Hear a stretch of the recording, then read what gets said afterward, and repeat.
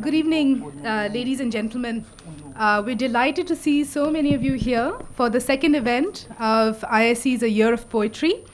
IIC is celebrating its 60th anniversary or Diamond Jubilee this year. And this series of monthly readings in poetry is part of the Diamond Jubilee celebration. So a very warm welcome to all of you. We have four wonderful speakers this evening. In fact, I'm not going to introduce them. I'm going to ask Maaz Bilal, an associate professor at the Jindal School of Liberal Arts and Humanities, who's a poet, a translator, an author, many other things besides. In fact, his book will be launched a little bit later in the evening, and I'll leave him to explain what that's about. But he's an author of 3 books now, Ghazalnama, poems from Delhi, Belfast in Urdu, and today's translation of Ghalib as well. So I'm going to hand the floor to Maaz to introduce the other speakers as well and get the proceedings underway. In the interest of time, I'll speak from here. खुश आमदीद, बहुत शुक्रिया शहर और शायरी की इस महफ़िल में आज यहाँ आने का. बहुत शुक्रिया गीतांजलि का हमें आज इस तरकीब को अंजाम देने का मौका देने के लिए, और शुक्रिया सभी पैनलिस्ट का कि आज हम इनसे इनके ख़यालात सुनेंगे शहर और शायरी के बारे में, और सईद की तो ओरिजिनल शायरी भी सुनेंगे. So I'll briefly introduce everyone and run you through the program. Welcome everyone, firstly, for those of you who don't understand Urdu. And we will be speaking bilingually or trilingually sometimes, straddling Urdu, Persian and English.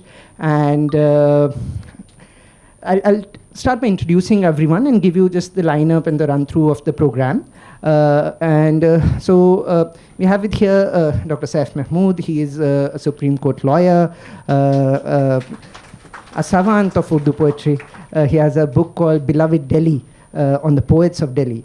And he'll be taking us through a wide scape of poetry of the city, not just of Delhi, but of other cities of India as well. But before we get to him, I'll just run you through the rest of the program as well. Dr. Swapna Liddle is a historian and a heritage conservationist as well. And she has already authored a couple of wonderful books on Delhi, Chandni, Chowk and Connaught Place, on the Delhis of the time of each one of those places.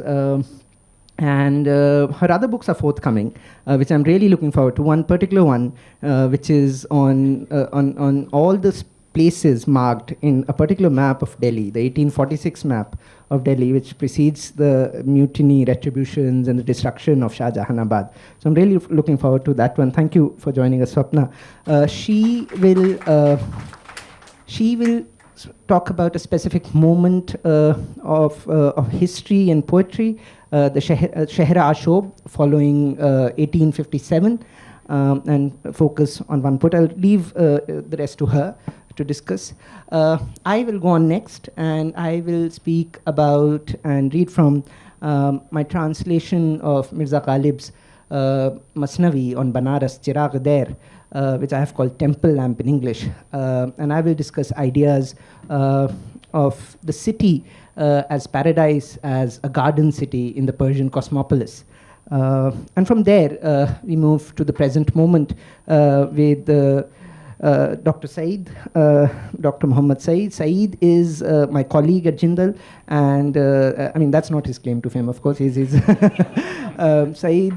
an ethnographer of Delhi. He's curated earlier an exhibition at the Kiranada Museum on the smells of Delhi, and he's done other fascinating work on the city. He focuses on ideas of congestion, and he will read his original poems from Urdu, which largely deal with different aspects of the city we are presently in. So with that, I'll just invite Dr. Saif Mahmood to speak. You know, वैसे हम लोग इतना बैठ के बोलते हैं आजकल online में, कभी-कभी तो खड़े होके बोलने का मौका मिलता है, और फिर वकील मजबूर है कि खड़े होके बहस करेगा. So thank you very much, Gitanjali, for having me here. Thank you, Maaz साहब. And मुझे याद है कि ज़हरा निगाह साहिबा ने ये कहीं लिखा है कि फ़िराक गोरखपुरी साहब ने अपने एक ऐसे में ये कहा है कि अगर मुअर्रिख़ हिंदुस्तान की तारीख़ के लिए कलम उठाए तो उसको हमारे क्लासिकी अदब का सहारा लेना होगा, ख़ास तौर पे उर्दू गज़ल का सहारा।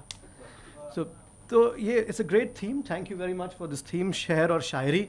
पर ज़्यादती आपने ये की है कि ऐसे स्कॉलर्स के साथ एक बेचारे नाअहल गरीब वकील को बिठा दिया है।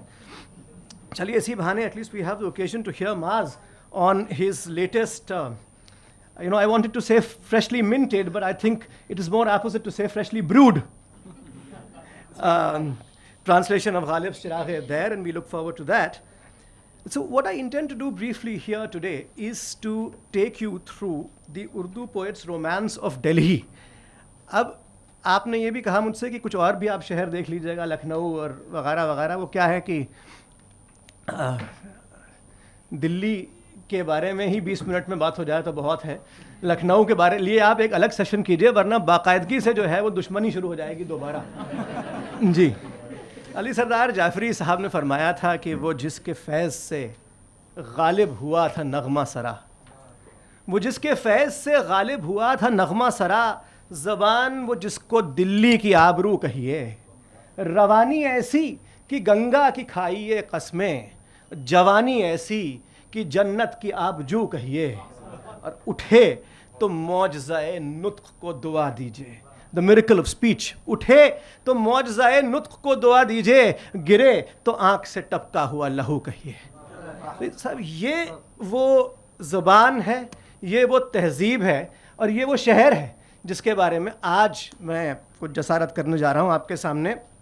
ये सही बात है कि जब दिल्ली की बात होती है उर्दू पोइट्री के साथ, तो अक्सर लोग दिल्ली के उजड़ने का जिक्र करते हैं कि कितनी बार उजड़ी वगैरह वगैरह, और उजड़ी बिल्कुल सही बात है कि दिल्ली कई बार उजड़ी है और कई बार दोबारा बहाल हुई है। कंटेम्प्रेरी पोइट्स ने भी इस पे खूब लिखा है, पुराने शायरों ने तो खैर लिखा ही है, अभी स्वप्ना जी शाhr-ashob का जिक्र करेंगी। और यहाँ तक लिख दिया है, बशीर बदर साहब का शेर है कि दिल की बस्ती पुरानी दिल्ली है, जो भी गुजरा है उसने लूटा है। तो एक बिल्कुल आइकन बना लिया गया साहब लुटने का। और आखिर मीर गालिब की Delhi, the Delhi of the fabled 7 cities has risen and fallen time and again,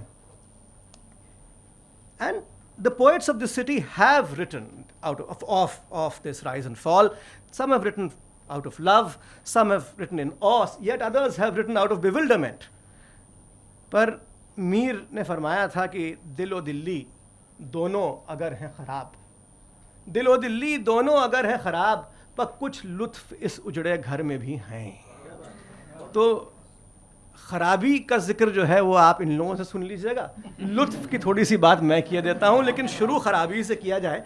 एक शाhr-ashob उनका है मौलाना हाली का, जो यहाँ से शुरू होता है कि तज़किरा दहलिए मरहूम का ए दोस्त न छेड़, तज़किरा दहलिए मरहूम का ए दोस्त न छेड़, न सुना जाएगा हमसे ये फसाना हरगिज़। 2-4 मैं शेर पढ़ देता हूँ उसके कि दास्तां गुल की ख़िज़ा में न सुना ए बुलबुल, दास्तां गुल की ख़िज़ा में न सुना ए बुलबुल, हंसते हंसते हमें ज़ालिम न रुलाना हरगिज़, और लेके दाग आएगा सीने पे बहुत ए सयाह, लेके दाग आएगा सीने पे बहुत ए सयाह, देख इस शहर के खंडरों में न जाना हरगिज़।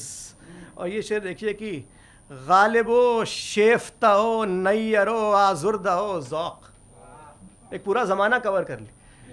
गालिबो शेफ्ताओ नैयरो आजुर्दाओ ज़ौक़, अब दिखाएगा न शक्लों को ज़माना हरगिज़, और मोमिनो अलवियो सहबाइयो ममनून के बाद, मोमिनो अलवियो सहबाइयो ममनून के बाद, शेर का नाम न लेगा कोई दाना हरगिज़, और रात आखिर हुई और बज़्म हुई ज़ेरो ज़बर, अब न देखोगे कभी लुत्फ़ शबाना हरगिज़। तो ये तो खैर तज़किरा, जैसे मैंने जिक्र किया कि ये लोग आपको सुनाएंगे। मुग़लिया सल्तनत जब ख़त्म हो रही थी, जब अपने मुकम्मल ज़वाल पे थी, when the Mughal empire was in spectacular decline, तो एक तरफ तो ये हो रहा था that the empire was declining, और बादशाह सलामत जो हैं वो सिर्फ कैद होकर रह गए थे किला मुअल्ला के अंदर, लेकिन दूसरी तरफ Delhi was fast rising as the capital of Urdu literature. और एक बहुत ख़ास बात ये थी यहाँ की, अभी भी है, पुरानी दिल्ली वाले सब बैठे हैं, मेरी क्या मजाल कि मैं कहूँ कि इसके जो एक बहुत ही मखसूस किस्म के इडियम्स होते हैं और you know the inimitable figures of speech, तो बड़ा एक it's a very atypical flavor of Urdu, very different from the Urdu that is spoken in Lucknow or in Hyderabad or even in Bihar, in Patna. And the city's women, you know, especially the courtesans of those days, who were women of independent means and very widely read, remarkably self-possessed, they had a language, a vocabulary of their own. They could either be proper decorous or sardonic, you know, even coquettish. और मुसफ़ी का मशहूर शेर है कि ऐ मुसफ़ी तू इनसे मोहब्बत न कीजियो, ऐ मुसफ़ी तू इनसे मोहब्बत न कीजियो, जालिम गज़ब ही होती हैं ये दिल्ली वालियाँ। तो अच्छा, एक हातिम का शेर भी मुझे याद आ रहा है, वो भी आज भी उतना ही रेलेवेंट है जितना उस ज़माने में था कि पगड़ी अपनी यहाँ संभाल चलो, पगड़ी अपनी यहाँ संभाल चलो और बस्ती ना हो ये दिल्ली है। तो ये आज भी जो है उतना ही रेलेवेंट है। खैर मीर का तो शायर-आशोब इतने सारे हैं, मैंने अपनी किताब में उनको लिखा है that he was the incurable romantic of Delhi. लेकिन मीर के आप ये दो शेर देखें जो दिल्ली की खूबसूरती पे हैं। कि एक शेर तो बहुत मशहूर है, आप सबने सुना है कि दिल्ली के न थे कूचे और आके मुसव्वर थे। मेरे ख्याल से हम और आके मुसव्वर का इंतज़ार कर लें ज़रा बैठने का।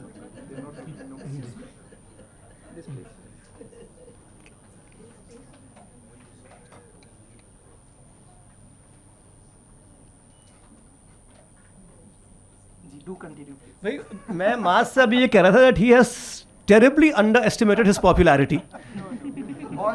This should have been actually in the auditorium. तो शेर ये एक तो बहुत मशहूर शेर है मीर का कि दिल्ली के न थे कूचे और आके मुसव्वर थे, जो शक्ल नज़र आई तस्वीर नज़र आई। अच्छा, मैं एक बार गुलजार दहलवी साहब की खिदमत में हाज़िर हुआ। गुलजार दहलवी साहब के वालिद खार दहलवी दाग के शागिर्द थे और गुलजार साहब इस निस्बत से दाग को उस्ताद दादा कहा करते थे। तो उन्होंने मुझसे फरमाया कि गालिब को गालिब बनाने वाला दाग था। तो साहब मेरी मजाल थी कि मैं उनसे पूछ लेता कि क्या, क्यों और कैसे। गुलजार साहब से वो बात भी। तो खैर उन्होंने फिर खुद कहा कि देखिए ऐसा था कि इससे पहले गालिब बहुत ही पर्शनाइज्ड किस्म की शायरी, बहुत मुश्किल शायरी किया करते थे जो किसी के समझ में नहीं आती थी। और जब उन्होंने देखा कि दाग की तरह का एक लमडा इतनी आसान ज़बान में इतना पॉपुलर शायर बन गया है, तो उन्होंने कुछ तर्ज अपनी जो है वो बदली। लेकिन खैर ये बात जब मैंने उर्दू के असातिज़ा से कही तो उन्होंने बस मुझे मारा नहीं। लेकिन बहरहाल अब अनीसुर रहमान साहब तशरीफ़ रखते हैं, मैं क्या ये बात मैं इसलिए बता रहा था कि इससे पहले इस शेर को मैं यूँ पढ़ा करता था, आप मेरी नाअहली समझ लें उसको, कि दिल्ली के न थे कूचे और आके मुसव्विर थे। मुसव्विर और मुसव्वर, उन्होंने मुझसे कहा मियाँ मुसव्वर पढ़िए, मुसव्वर वाव पे ज़बर पढ़िए। उससे देखिए आपकी painted pages and pages of a painter, उससे कितना फ़र्क आ जाता है इस बात। तो बहरहाल और दूसरा शेर जो मैं पढ़ना चाह रहा था मीर का वो ये है कि हफ्त अक़लीम है, हफ्त अक़लीम हर गली है कहीं। हफ्त अक़लीम ओपनिंग इनटू 7 क्लाइम्स, हफ्त अक़लीम हर गली है कहीं, दिल्ली से भी दयार होते हैं। ऐसी कोई जगह ही नहीं है उनके हिसाब से दिल्ली के। खैर बहरहाल जब ये वक्त आ गया कि मीर जामा मस्जिद की सीढ़ियों पे बैठ गए और उन्होंने अपनी शायरी को एक बार्टर सिस्टम बना लिया उसका, कि भाई अगर खाना खाना है तो भाई वो ढाबे वाले की खिदमत में एक शेर पेश कर दिया गया, अगर दवा चाहिए तो अत्तार की खिदमत में एक शेर पेश कर दिया गया। ये हालात कब तक रहते? तो जाहिर है कि he had to migrate to Lucknow, to Awadh. लेकिन वहाँ जाके भी दिल्ली से जो उनकी मोहब्बत थी, जो उनका रोमांस था, वो ख़त्म नहीं होता है। एक किस्सा है और बहुत रेलेवेंट है दिल्ली की शायरी, दिल्ली पे जो शायरी है उसके लिए भी और दिल्ली की शायरी के लिए भी, कि मीर साहब लखनऊ में बैठे थे एक और 4-5 शुरफा नवाबजादे वग़ैरह उनकी खिदमत में हाज़िर थे और उन्होंने मीर साहब से कहा कि मीर साहब कुछ ताज़ा कलाम हो तो इनायत फरमाइए। उन्होंने वो हेजिटेट कर रहे थे, नहीं पढ़ रहे थे। तो उन्होंने जब बहुत इंसिस्ट किया उन लोगों ने, तो मीर ने कहा कि भाई देखिए ऐसा है कि मैं आपको सुना तो दूंगा लेकिन मेरा कलाम आपको समझ में नहीं आएगा दिल्ली वालों का। तो उन्होंने कहा साहब क्यों नहीं समझ में आएगा, हमको तो हाफिज़ और रूमी ये सब भी समझ में आता है। तो उनका ज़रूर आता होगा आपको हाफिज़ और रूमी समझ में, लेकिन मेरा कलाम समझने के लिए आपको उस ज़बान की तमीज़ होना ज़रूरी है जो दिल्ली की जामा मस्जिद की सीढ़ियों पे बोली जाती है, और वो तमीज़ लखनऊ के नवाबजादों को नहीं। और ये कहते कहते चले गए कि खराबा दिल्ली का वो चंद बेहतर था लखनऊ से, वहीं मैं काश मर जाता सरा सीमा ना आता यहाँ। ये कहते हुए चले गए। अच्छा, ये अक्सर ये समझा जाता है कि ये मीर गालिब इस तरह के जो क्लासिकी शोरा हैं उन्हीं ने उस दिल्ली के बारे में लिखा है, उनका उन्हीं का कलाम है दिल्ली के बारे में। ऐसी बात नहीं है, इस तरह की ट्रेजेक्टरीज आपको हर जगह मिल जाएंगी। मैं एक ये छोटी सी चीज़ पेश करना चाहता हूँ, छोटी चीज़ तो बहुत लंबी है, मैं उसमें से कुछ पोर्शंस पढ़ूंगा। Akbar Allahabadi, one of the greatest satirists that we have ever had, वो कॉरोनेशन जब होता है जॉर्ज फिफ्थ का 1911 में, तो उसमें वो दिल्ली आते हैं और जलवाए दरबार दिल्ली के नाम से उनकी एक बहुत लंबी जो है वो नज़्म है। अकबर क्या कहा जाएगा, प्रयागराजपुरी। बहरहाल इसके चंद बंद जो है वो मैं पढ़ देता हूँ कि ये अकबर इलाहाबादी हैं, इलाहाबाद से दिल्ली आए हैं, कॉरोनेशन हो रहा है किंग जॉर्ज द फिफ्थ का, और उसमें उसके सेलिब्रेशंस हैं। ज़रा ये देखिए आप, इस सर में शौक का सौदा देखा, सर में शौक का सौदा देखा, दिल्ली को हमने भी जा देखा, जो कुछ देखा अच्छा देखा, क्या बतलाएं क्या क्या देखा। अब देखिए ज़रा क्या क्या देखा है। जमुना जी के पाट को देखा, अच्छे सुथरे घाट को देखा, सबसे ऊंचे लाट को देखा, हजरत ड्यूक कनाट को देखा, और पलटन और रिसाले देखे, गोरे देखे काले देखे, संगीने और भाले देखे, बैंड बजाने वाले देखे, और खेमों का एक जंगल देखा, खेमों का एक जंगल देखा, उस जंगल में मंगल देखा, ब्रह्मा और वरंगल देखा, इज्जत ख्वाहों का दंगल देखा। डाली में नारंगी देखी, डाली में नारंगी देखी, महफिल में सारंगी देखी, बैरंगी बारंगी देखी, दहर की रंगा रंगी देखी, अच्छे अच्छों को भटका देखा। ये आज की दिल्ली की बात भी हो रही। अच्छे अच्छों को भटका देखा, भीड़ में खाते झटका देखा, मुंह को अगरचे लटका देखा, दिल दरबार से अटका देखा, अवज ब्रीश राज देखा, परतो तख्तो ताज देखा, रंग ज़माना आज का देखा, रुख करजन महाराज का देखा, और पहुँचे फांद के साथ समंदर, तहत में उनके 20 बंदर। पहुँचे फांद के साथ समुंदर, तहत में उनके 20 बंदर, हिकमत व दानिश उनके अंदर, अपनी जगह हर एक सिकंदर। और जश्न अजीम इस साल हुआ है, शाही फोर्ट में बाल हुआ है, बॉल रूम डांस। जश्न अजीम इस साल हुआ है, शाही फोर्ट में बाल हुआ है, रोशन हर एक हाल हुआ है, किस्सा माजी हाल हुआ है मशहूर कूचाए बरजन, बॉल में नाचें लेडी करजन, तैरो होश का सबके लर्जन, रश्क से देख रही थी हर जन। हाल में चमकी आके यकायक, हाल में चमकी आके यकायक, जर्री थी पोशाक झकाझक, महव था उनका औज समा तक, चरख पे जोहरा उनकी थी घातक, उनकी थी गाहक, और गोरक्कासाए औजे फलक थी, उसमें कहाँ ये नोक पलक थी, इंद्र की महफिल की झलक थी, बज़्म इशरत सुबह तलक थी। की है ये बंदिश ज़हने रसाने, की है ये बंदिश ज़हने रसाने, कोई माने ख्वाह न माने, सुनते हैं हम तो ये अफसाने, जिसने देखा हो वो जाने। तो ये हैं अकबर इलाहाबादी। Fahmida Riaz was a very well-known Pakistani poet, and she was in exile in India. She had been granted political asylum during Mrs. Indira Gandhi's regime. She was very good because Zia-ul-Haq was persecuting her and her family, and she was a very good friend of Amrita Pritam, and Amrita ji spoke with Sukrita ji बैठी हैं बताएंगे ज़रा ठीक से, spoke with Indira Gandhi, and political asylum was granted. So she remained here first at Jamia Millia Islamia and then at JNU for a long time as poet in residence. तो उनको दिल्ली से बहुत बहुत ज़्यादा मोहब्बत थी। मेरे ख़्याल से ये शायद बात गलत नहीं है कि आखिरी भारतीय जो उनसे मिला वो मैं ही हूँ। I went to the Karachi literature festival, she was on a wheel chair. मैं गया उनके पास, उनको मैंने सलाम किया तो मुझे ऐसे देखा और बोली कि सैफ महमूद, क्या हाल बना रखा है अपने मुल्क का, हम तो तुम्हारे एग्जाम्पल्स देते थे। अब मैं उसका क्या जवाब दूँ। बहरहाल फ़हमीदा आपा की एक मैंने जवाब खैर उनसे दिया कि मैंने कहा फ़हमीदा आपा, आपकी नज़्म बहुत मौजू है आजकल, तुम बिल्कुल हम जैसे निकले। कहने लगी मियाँ मैं सोचती हूँ नज़्म बदल दूँ, तुम तो हमसे भी 2 हाथ आगे निकले। तो फ़हमीदा आपा की एक नज़्म है, तवील नज़्म है उर्दू पे, दिल्ली पे, उसका नाम है दिल्ली तेरी छाँव। मैं उसके चंद बंद पेश के दे रहा हूँ। अच्छा, आप इसमें ज़रा से ज़बान भी देखिएगा, ये जो एक पूरा ये एक बनाया हुआ है ना साहब कि ये हिंदी हिंदुओं की ज़बान है और मुसलमानों की ज़बान है उर्दू, ज़रा ये ज़बान देखिएगा आप किसकी है, ये बताइए मुझे आप।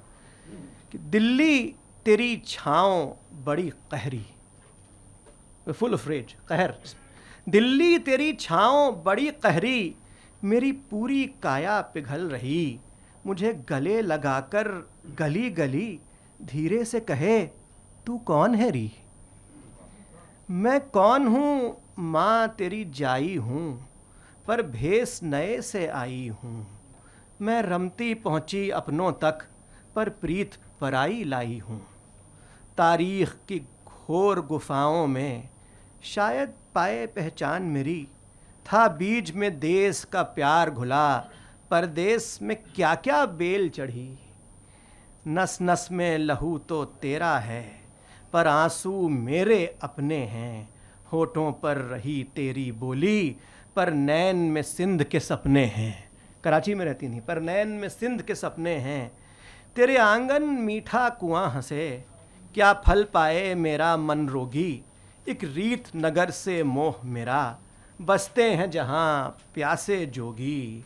और तेरा मुझसे कोख का नाता है, तेरा मुझसे कोख का नाता है। मेरे मन की पीड़ा जान ज़रा, वो रूप दिखाऊं तुझे कैसे, जिस पर सब तन मन वार दिया। तू सदा सुहागन हो मारी, तू सदा सुहागन हो मारी, मुझे अपनी तोड़ निभाना है। री दिल्ली छूकर चरण तेरे, मुझको वापस मुड़ जाना है। ये फ़हमीदा रियाज है। और फिर अगर आप कंटेम्प्रेरी शायरी की बात करते हैं तो you know in the years that followed, Delhi did become home to many more Urdu poets, some who were born here, others who came to the city in search of greener pastures, and all of them loved the city. They drew beautiful portraits of the city in their shaayari, in their and of its rich cultural past in their poems. And among those who identify, I think it's apposite to name a few, among those who identified themselves with the city and in the beginning and the middle of the 20th century were कितने ही आप ले लीजिए नाम, बेखुद दहलवी, पंडित त्रिभुवन नाथ जुच्छीज़ार दहलवी, इनके वालिद गुलजार दहलवी साहब के, पंडित हरिचंद अख्तर, आनंद नारायण मुल्ला, सागर निज़ामी, मखमूर दहलवी और कुंवर महेंद्र सिंह बेदी सहर, कितने लोग थे। अच्छा, in the mid-30s Maaz came to Delhi from Aligarh, and he worked first at the All India Radio and then at Lady Hardinge Medical Library, which is now the Hardyal Municipal Library in Chandni Chowk. He didn't stay in the city for long क्योंकि दिल भी टूटा और नौकरी भी गई. And while leaving, he bid a most tearful farewell to Delhi. मैं उसके चंद अशार पढ़ देता हूँ. रुखसत है दिल्ली तेरी महफिल से अब जाता हूँ मैं. रुखसत है दिल्ली तेरी महफिल से अब जाता हूँ मैं. नौहागर जाता हूँ मैं. नाला बलब जाता हूँ मैं. तेरा दिल धड़का चुके हैं मेरे एहसासात भी. तेरा दिल धड़का चुके हैं मेरे एहसासात भी. तेरे ऐवानों में गूंजे हैं मेरे नगमात भी. जन्नतें आबाद हैं तेरे दरो दीवार में. जन्नतें आबाद हैं तेरे दरो दीवार में. और तू आबाद है शायर के क़ल्बे ज़ार में. और रश के शीराज़े, ज़रा देखिए दिल्ली की तारीफ़ देखिए ज़रा आप साहब, कि रश के शीराज़े कुहन हिंदुस्तान की आबरू. रश्क शिराज़े कोहन हिंदुस्तान की आबरू, सरज़मीने हुस्न मौसीकी बहिश्ते रंगो बू, माबदे हुस्न मोहब्बत बारगाहे सोज़ो साज, तेरे बुतखाने हसीं तेरे कलीसा दिल नवाज। जन्नते आई, तो वही शेर है कि याद आएगी मुझे बेतरह याद आएगी तू, याद आएगी मुझे बेतरह याद आएगी तू, ऐन वक्ते मैं कशी आँखों में फिर जाएगी तू। अभी मैं ये शेर पढ़ रहा था जब मैं मेरी वतन बदरी चल रही थी ऑक्सफर्ड में, अभी दोबारा होगी तो ये शेर मैं वहाँ पढ़ रहा था कि याद आएगी मुझे बेतरह याद आएगी तू, ऐन वक्ते मैं कशी आँखों में फिर जाएगी तू। क्या कहूँ किस शौक़ से आया था तेरी बज़्म में, छोड़कर खुल्दे अलीगढ़ की हज़ारों महफ़िलें, कितने रंगी अहदो पैमा तोड़ कर आया था मैं, कितने रंगी अहदो पैमा तोड़ कर आया था मैं, दिल नवाज़ाने चमन का छोड़ कर आया था मैं, एक नशेमन मैंने छोड़ा एक नशेमन छूट गया, एक नशेमन मैंने छोड़ा एक नशेमन छूट गया, साज बस छेड़ा ही था मैंने कि गुलशन छूट गया, दिल में सोज़े गम की एक दुनिया लिए जाता हूँ मैं, आह तेरे मैं कदे से बेपिए जाता हूँ मैं, जाते जाते लेकिन एक पैमा किए जाता हूँ मैं, अपने अज़्मे सरफरोशी की कसम खाता हूँ मैं, फिर तेरी बज़्मे हंसी में लौट कर आऊँगा मैं और बांदाज़े दिगर आऊँगा मैं। आह वो चक्कर दिए हैं गर्दिशे अय्याम ने, खोल कर रख दी हैं आँखें तलख़िए आलाम ने, फ़ितरते दिल दुश्मने नगमा हुई जाती है अब, ज़िंदगी एक बर्क़ एक शोला हुई जाती है अब, सर से पा तक एक खूनी राग बनकर आऊँगा, सर से पा तक एक खूनी राग बनकर आऊँगा, लाला ज़ारे रंगो बू में आग बनकर आऊँगा। So this is Majaz farewell to Delhi. और आप सब ने सुना है वो मशहूर शेर बहादुर शाह ज़फ़र का कि है कितना बदनसीब ज़फ़र दफन के लिए, दो गज़ ज़मीन भी न मिली कुएं यार में। तो एक ये भी साहब शेर सुन लीजिए, असरार जामेई साहब जिनका कुछ साल पहले ही इंतकाल हुआ, as a gifted satirist he lived in penury in the lanes of one of the many unauthorized colonies near Jamia. वो he advises Emperor Zafar to remain in his grave, कहते हैं वहीं रहिए आप, सुनिए ज़रा सा, रंगूनी में रहिए, कह दो ज़फ़र से दिल्ली के उस कुएं यार में, कह दो ज़फ़र से दिल्ली के उस कुएं यार में 2 गज़ ज़मीन मिलती है अब 70,000 में। अब तो खैर 70,000 में भी नहीं मिलती साहब, कह दो ज़फ़र से दिल्ली के उस कुएं यार में 2 गज़ ज़मीन मिलती है अब 70,000 में। और मलिकज़ादा मंजूर साहब का शेर है कि चेहरे पे सारे शहर के गर्दे मलाल है, चेहरे पे सारे शहर के गर्दे मलाल है, जो दिल का हाल है वही दिल्ली का हाल है। एंड फिर विद देखिए मैं आपसे बार बार कह रहा हूँ माज साहब, आपने फिर अपनी दिल्ली का हाल है, कंजेशन नहीं है। जी जी, अच्छा कंजेशन और इस तरह की चीज़ें जो हैं वो आजकल उसका एक ही इलाज है, Delhi high court supreme court, हर चीज़ यहाँ सड़क बनाओ वहाँ फ्लाईओवर होना चाहिए। उसकी हद ये है कि हवेलियाँ और कब्रें वो भी सब जो हैं हमारे शायरों की, वो दिल्ली हाई कोर्ट या सुप्रीम कोर्ट के ऑर्डर से ही रिस्टोर की गई हैं। आप ये डॉक्टर स्वप्ना लिडल यहाँ बैठी हैं, उनसे बेहतर कौन जानता है ये कि जो कल्चरल डेथ है ना साहब दिल्ली की, grieving the cultural death of Delhi, Anwar Jalalpuri had penned an obituary. और मैं इसी पे ख़त्म करूँगा कि कुछ यकीन कुछ गुमान की दिल्ली, कुछ यकीन कुछ गुमान की दिल्ली, अनगिनत इम्तिहान की दिल्ली, कुछ यकीन कुछ गुमान की दिल्ली, अनगिनत इम्तिहान की दिल्ली, मकबरे तक नहीं सलामत अब, मकबरे तक नहीं सलामत अब, थी कभी आन बान की दिल्ली। ख्वाब किस्सा ख़याल अफसाना, ख्वाब किस्सा ख़याल अफसाना, हाय उर्दू ज़बान की दिल्ली, हाय उर्दू ज़बान की दिल्ली, और बेज़ुबानी का हो गई है शिकार, बेज़ुबानी का हो गई है शिकार असदुल्लाह खान की Delhi.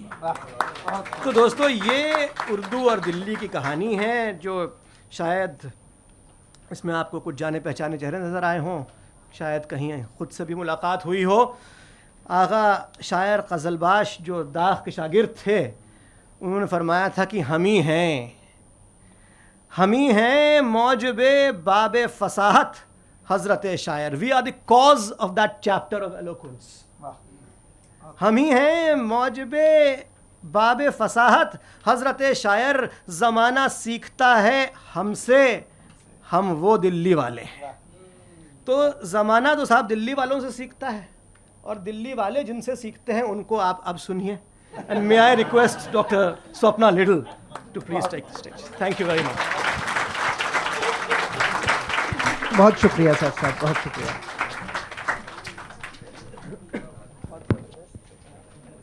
I think one can trust Saif to make these kind of remarks. So, the problem is that when I have to come and stand here after all that eloquence that has come from Saif, then I feel very, I feel prompted that I have to apologize several times. And the main reason for that is that, Urdu poetry is beautiful. It's really beautiful. And I go around poking around and finding things that are probably not quite so beautiful. And even the poetry selections that I pick to recite are not the pretty ones. They're not the most elegant ones. They're not the most eloquent ones. But, and that's because I'm not a literary, I don't approach it from the literature angle, but from the history angle. So I'm generally interested in what a particular piece of poetry, a piece of genre of poetry, or even a particular verse says about a particular period of history, about the people who were there, what was going on in the city. So for this particular evening, I decided that I will really focus on one ghazal, and but I will talk about the background, the historical background of that, because as I said, my interest is the history of the city, and therefore that is important. Now, this ghazal was written by Mirza Ghalib, as Saif has already mentioned him, famous for being quite a young shagird of Ghalib's. So, and he had connections with the Mughal royal court as well. But this poem was written in 1862.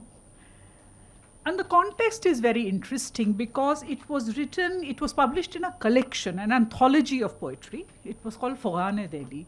And it was a collection of poems which talked, and it had a few poems which were from an earlier period, but the bulk of that book was made up of verses which were written by the poets of Delhi on the revolt of 1857, and specifically the aftermath of the revolt.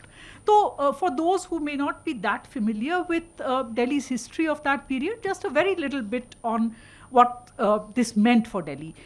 Delhi was already, the Mughal Empire had been in decline for a long, long time, from the 18th century. From the middle of the 18th century, power had, provinces had broken off. Mughal emperors had slowly become reduced to puppets after a while. And by 1803, the British conquered Delhi, and they became the actual rulers of Delhi, though they kept the Mughal emperor on as a sort of a puppet for a while. And after a while, he was not even a puppet, he was just a pensioner living in the Red Fort. And of course, we all know what happened in 1857. There was this sudden mutiny of soldiers in Meerut. They came to Delhi. Next day, it, on the 11th of May, 1857, the whole city was in upheaval because all the soldiers who were positioned here had joined the mutiny of the soldiers. A lot of the townspeople had joined them. Very soon, the Mughal royal family also threw in their lot with the rebel soldiers. And you had a revolt which slowly engulfed large parts of North India and almost all of North India, and it lasted for a very long time, over a year. Delhi was a very important center of the revolt. A lot of people, soldiers arrived here, and the revolt carried on for a good 4 months before the British recaptured the city. And when they recaptured the city, it was a bloodbath, because a lot of people were killed, a lot of people just fled. They just fled. And those who did not flee were evacuated. They were thrown out of the city. And huge amounts of disruption. What happened in the aftermath? I think the best way of doing this is because the piece of poetry that I have picked, and the whole idea is to introduce the poetry, is that he talks about what the city is. A little bit of literary history here. The significance of this ghazal is immense. Why? Because it's in a genre, the shahr-ashob, which was not normally written in the ghazal form. The shahr-ashob or shahr-ashob were mainly written as musaddas, which are with six sort of blocks of 6 lines, or the muhammas, which is 5. So the ghazal form, which is normally has very, very different themes in classical ghazal poetry, had not been used for these kind of poetry. So this is a very important moment in Urdu poetry itself. And we talk about the Anjuman movement in Lahore, which comes a little bit later and talks about how you have to reform Urdu poetry. For instance, Hali's Muqaddimah Shahr-o-Shaayari, the introduction he writes, it talks about reform of Urdu poetry, but this is happening before that. So it has that, for those who are interested in Urdu literature, that is the moment there. But I'm talking about the poetry. So he starts, this is a lament that he is writing, and he says, "Yun mita jaise ke Dehli se guman-e Dehli, tha mera naam-o nishan-e Dehli." So he talks about how it's his, his world has also been turned upside down. And the way he sees himself being wiped out from the city is the way Dilli ka naam-o nishan Delhi se mit gaya. The way Delhi's identity has been disrupted by this. And it's very interesting that all of these poets, when they write, you cannot make out whether they are talking about the disruption caused by the revolt or the disruption caused by the suppression of the revolt. Because there is ambiguity there also. Le gaye loot ke ab shaukat o shaan-e Dehli, पूर्वी पहले उड़ाते थे ज़बान Delhi. So that's interesting, huh? So ले गए लूट के अब शौकत व शान दिल्ली. कौन ले गए हैं लूट के शौकत व शान दिल्ली? पूर्वी, जो पूरब से आए हैं. पूरब से कौन आया है? The soldiers, the rebel soldiers, the बागी सिपाही जो है. हाँ? नहीं, not East India Company, those who have come from the East. हाँ, ये, this is the cultural chauvinism of a Delhi person coming to the fore. It's true. जो उड़ाते थे ज़ुबान Delhi, they are I think early in the 19th century, this one, what's his name? The guy who wrote Darya-e-Latafat, Inshallah Khan wrote this Darya-e-Latafat, and it's amazing because he exemplifies this kind of chauvinism कि सिर्फ दिल्ली वाले जो बोलते हैं ना language वो ही ठीक है, कोई और ठीक नहीं बोलता है. Or he's okay, even though he has not lived in Delhi, because his parents were from Delhi. So that thing is there. So I'm talking about the ambiguity. When we're looking at 1857 as a historical event, this is, we look at it in very black and white terms as these were the patriots and those who are opposing them or are not supporting them. They are, in some ways, they are the Ghaddar. But it's very complex. These are soldiers who've come from outside, who've taken over the city. And there is huge social disruption. There's huge social disruption. There is also a little bit of, the social order turning upside down. There are other examples of the poetry which talk about that disruption of the social order. The idea that, there are these new people who are upstarts who are taking over the city. And so therefore, it's not as if everybody was with the rebels. In fact, most of these poets who we see represented in this kind of poetry take a very conservative position. In fact, Daag is one of them, and the reason I've picked Daag is because he is much more balanced. He knows that there is a problem because of the revolt, but he also is critical of the British. I'll come to that just now. And Delhi वालों के लिए ताज़ा बनेगी जन्नत, ले गए sir पे मालिक तोहफा मकान Delhi. And those who are familiar with the destruction of the city after the revolt of 1857 will realize this. He says that now the people of Delhi, a new paradise will be created for them because what they had is just gone.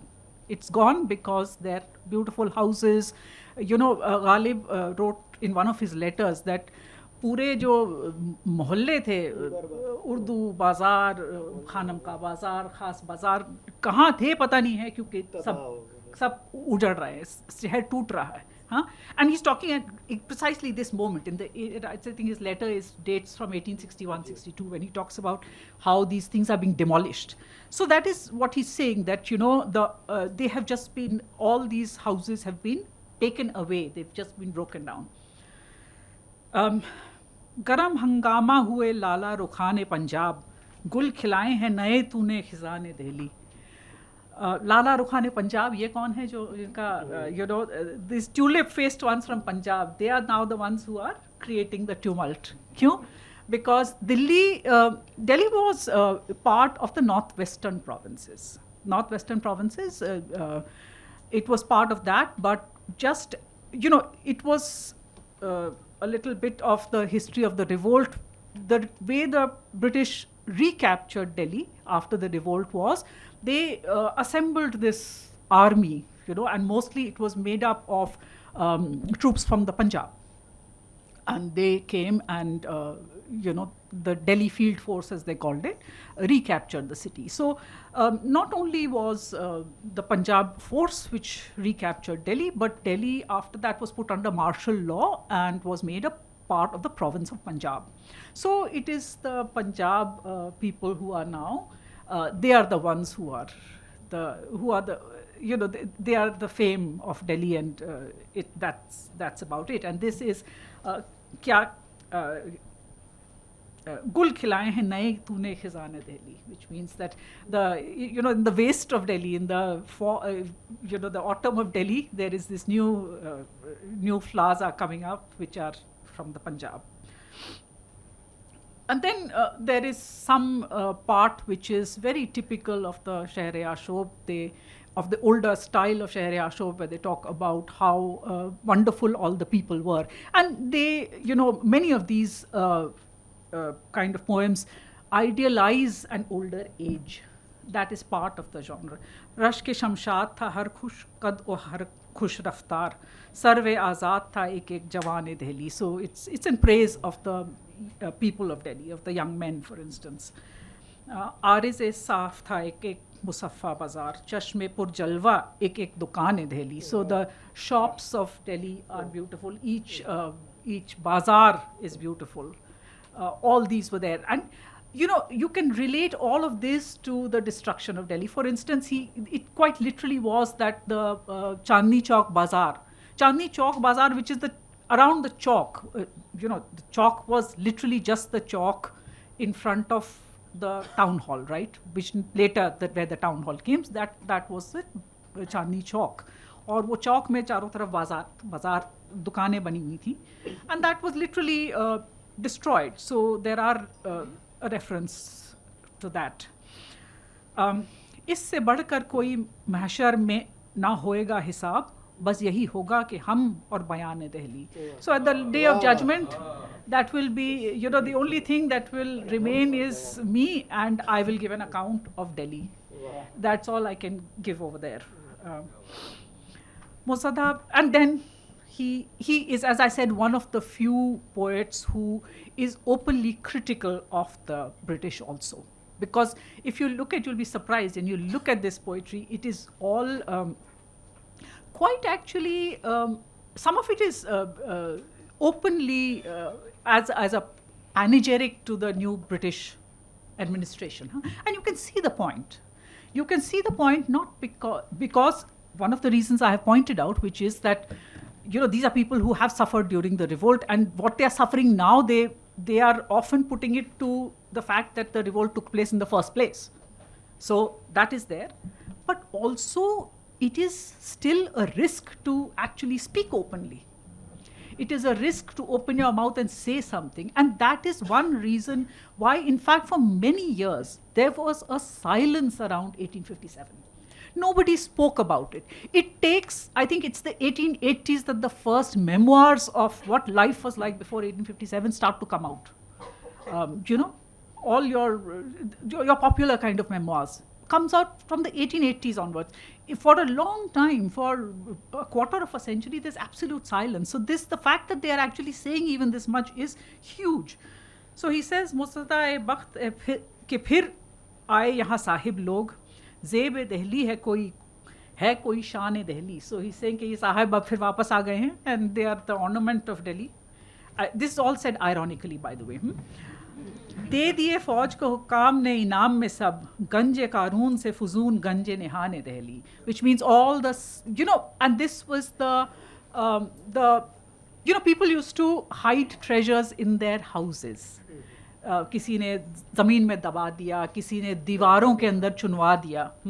Their valuables used to be put away like this. And these, the prize agents that were appointed by the army to go and look for these treasures. And there were people who used to point out, you know, often the people who were the bricklayers who used to actually help them to bury these things, they came forward and became informants of the new administration, of the prize agents, and they dug these up. So that is a reference to that. Sorry, might I quickly add, Swapna has produced a wonderful translation of this ghazal, which is in the handout that many of you have. So as she's reading, those of you who don't know the original Urdu, can read from the handout and follow it in English as well. Sorry. So this is basically that the army has been given these as a prize, and these you know, hidden treasures of Delhi are now.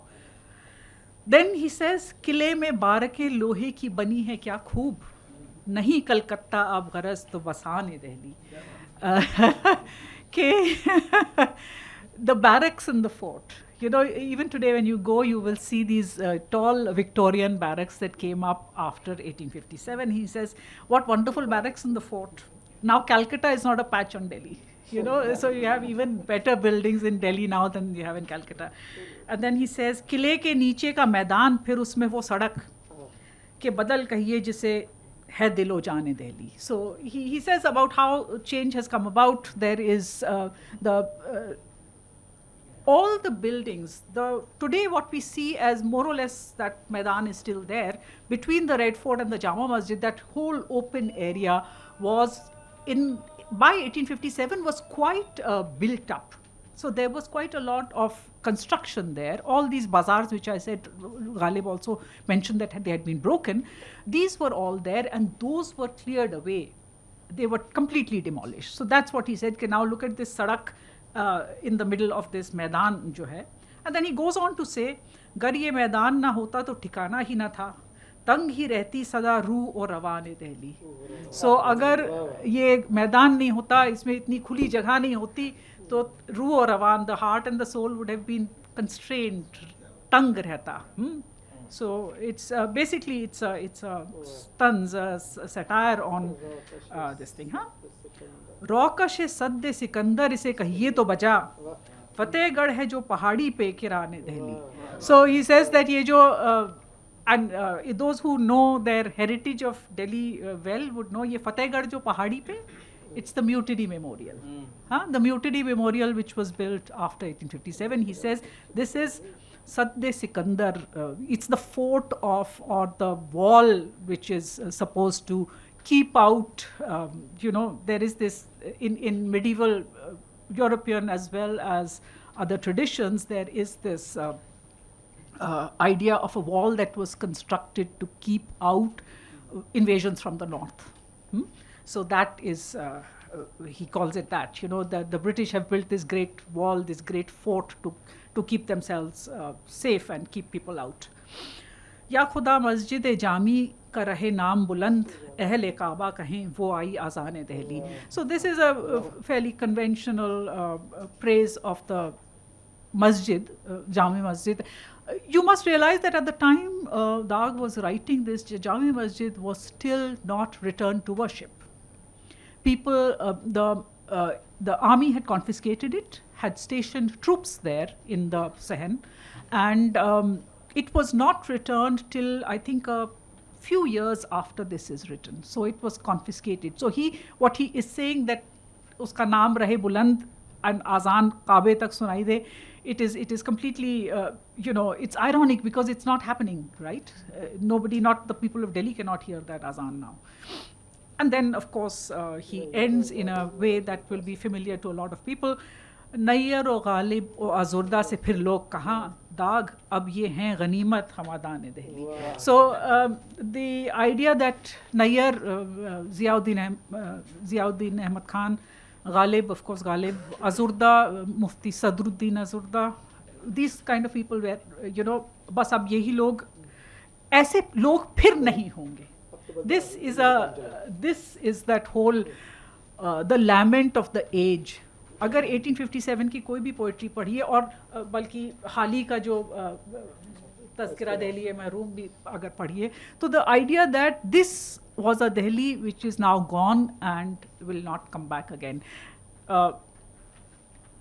I would have said more about that, but वो किसी और वक्त बताऊंगी, क्योंकि मुझे जहाँ तक मेरा, as a historian, what I look at when I look at these things and I look at कौन कौन से दौर में ऐसे पोइट्री कही गई है, and I always feel that हर एज में लोगों को लगता है कि बस अब ऐसे लोग अपनी आने वाले हैं और हर अगले दौर में फिर ऐसे लोग होते हैं जिनको लोग when they pass, then people feel that they what was this age that has gone. And 1857 also was a moment like that, कि it involved a lot of personal loss.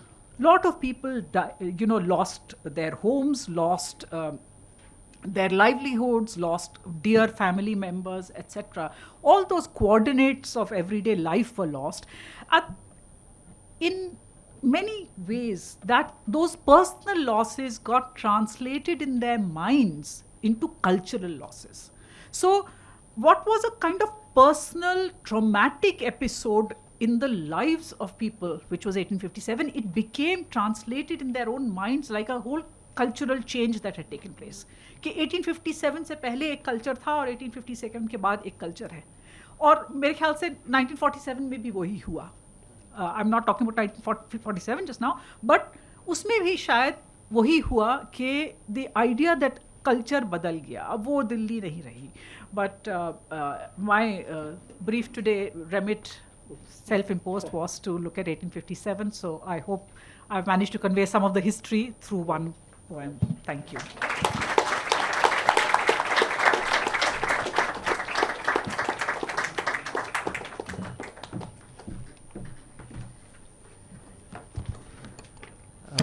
You managed to convey that most well, Swapna. Thank you for that.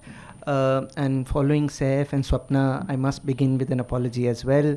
माज़रत चाहूँगा. मैं भी ना मैं historian हूँ तो बहुत detail specific कॉन्टेक्चुअलाइज्ड आपको इन्फॉर्मेशन नहीं देने वाला हूँ. सैफ की तरह उर्दू में मेरा मुताला बहुत ज़्यादा नहीं है. मैं तो वकील तो नहीं है जी, लेकिन काले लिबास में तो हैं आज. तो I'm an English poet, as Gitanjali introduced me, a poet of the English language. And I have spent some time in the West studying for my PhD and doing a fellowship. As Gitanjali mentioned, my first book was called Ghazalnama, Poems from Delhi, Belfast, and Urdu. So while I've been a poet in English, I've actually been greatly influenced by Urdu, and I'll say more on that in a bit. But I also want to emphasize that I grew up in Delhi, Old Delhi to be precise, a lot of the areas where Swapna works. And my mother, who's here, and her family goes back for many hundreds of years in Old Delhi to Shah Jahanabad. So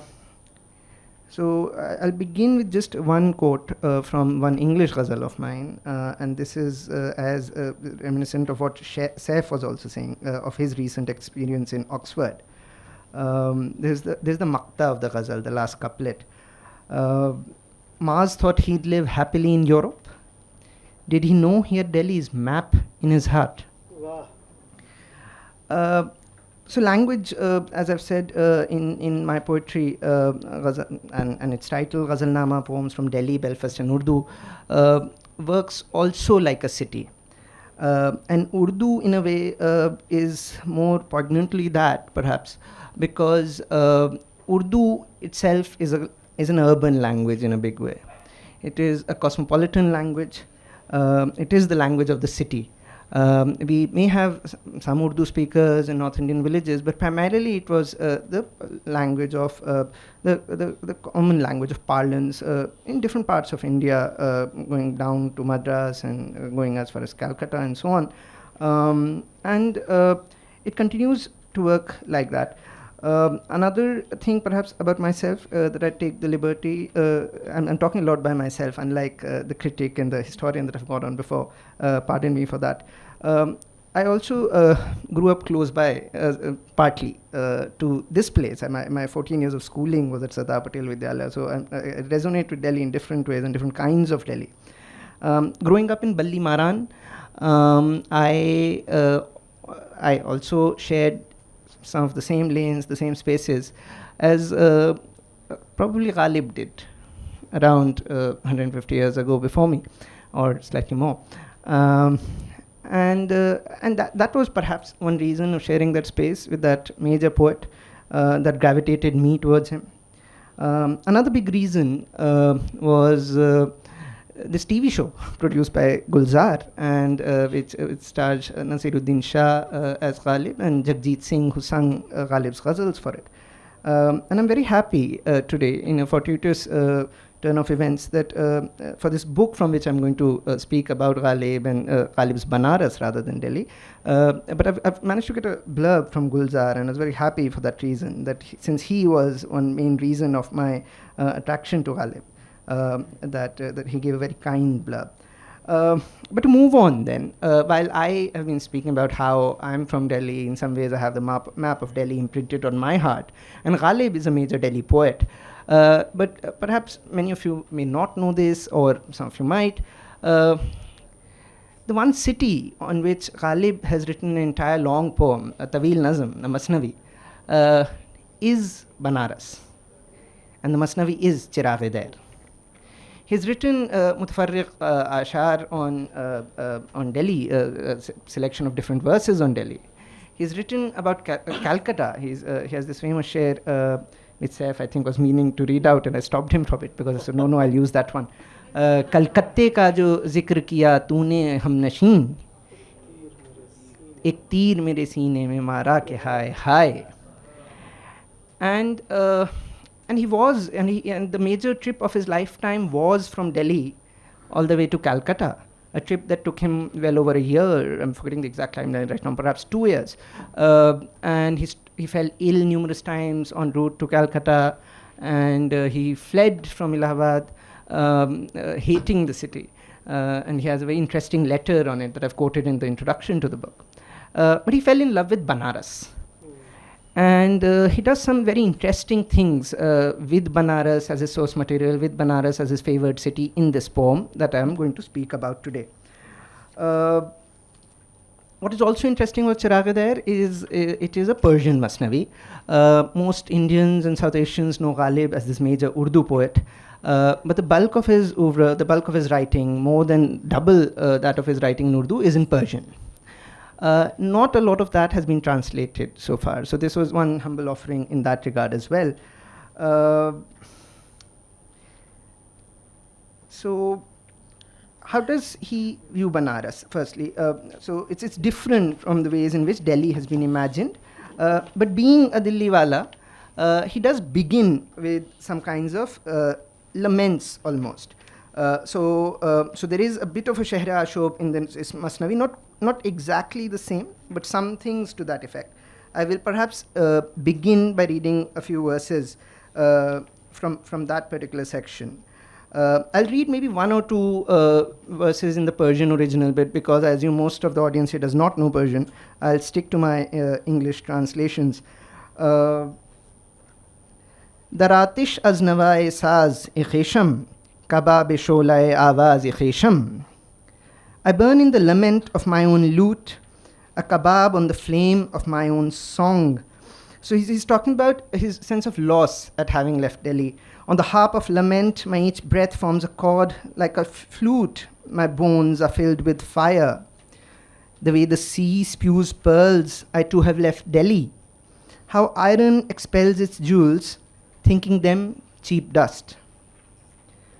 From the moment destiny threw me out of Delhi, I was thrown into tumultuous storms, expelled from memory. Not one of my fellow citizens partakes in my pain. It is as if I had no country in the whole world. I could have used home here also. The original is Watan. Okay. It's a bit of a difficult word to translate, but the Watan often was just the city. The Watan in pre-modern or even early modern times is mostly talking about a city-state. The modern nation state gets formed later in different ways, but Watan can sometimes be extended to a Suba.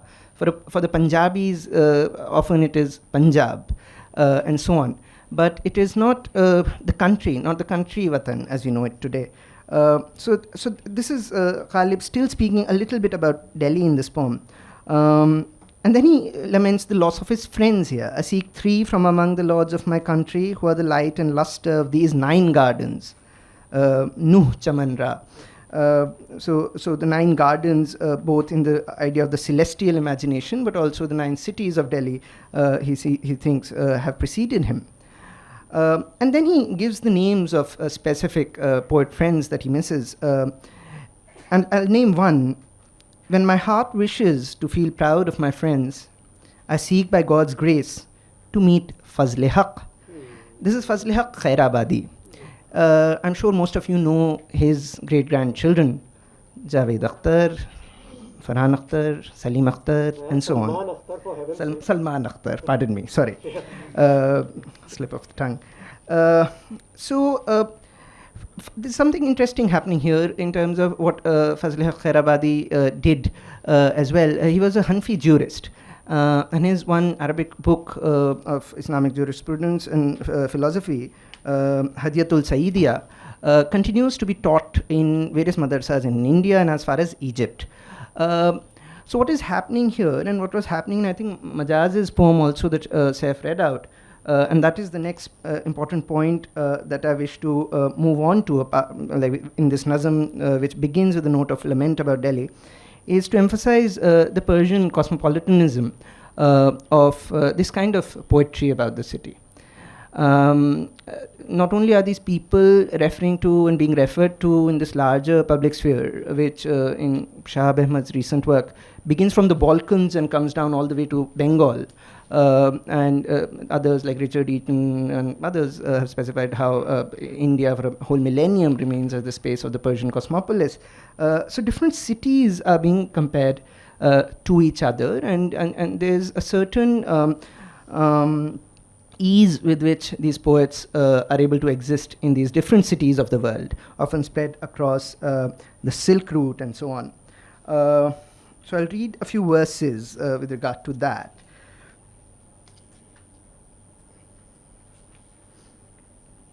And as part of this cosmopolitanism is also the devotion, the spirituality of Banaras that he's combining and seeing in continuation with that of different traditions.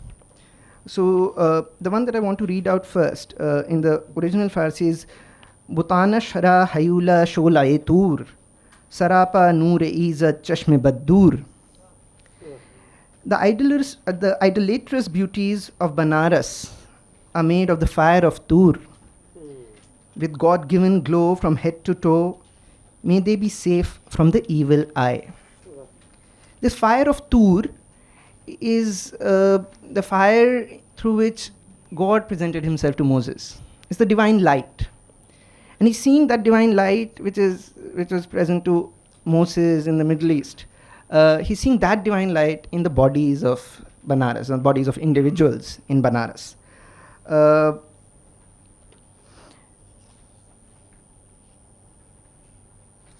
second. And he goes on to describe different aspects of, sorry, allow me one more second. I'll read verses 46, 47 now. I'll just first read them out and then talk about them. This settlement is the seat of the idol-worshipping faithful. From beginning to end, it is the pilgrimage of mystics. The supreme place of worship for the conch blowers. Surely, Banaras is the Kaaba of Hindustan. Again, this juxtaposition of the Kaaba is the chief central site of pilgrimage. And he's not calling it the Kaaba-e-Hinud. So I'll read the original here. Ibadat khana-e naqusiyanast, hamana Kaaba-e-Hindustanast. So he's calling it the Kaaba of Hindustan, not the Kaaba-e-Hinud, not the Kaaba of Hindus. It's the Kaaba of Hindustan. There's a certain plurality to this. There's a certain ease with which he's approaching this religious site, the center of this subcontinent's devotion. And he does not discriminate between the religiosity, the spirituality possible therein. I want to move on from here a bit to, there are more instances of cosmopolitanism. Perhaps I could read out a few more. One second. So he compares Banaras to various cities of the Silk Route and so on. He says, this is verse 26, someone once compared the beauty of Banaras to China, and since that day its brow is wrinkled with the bend of the Ganga. And there are other comparisons with China as well that come in. There is, I'll read the other one out quickly as well. Even in China, there is no such gallery of beauties. No villa comes close the world over, no garden, no haven. This was 70.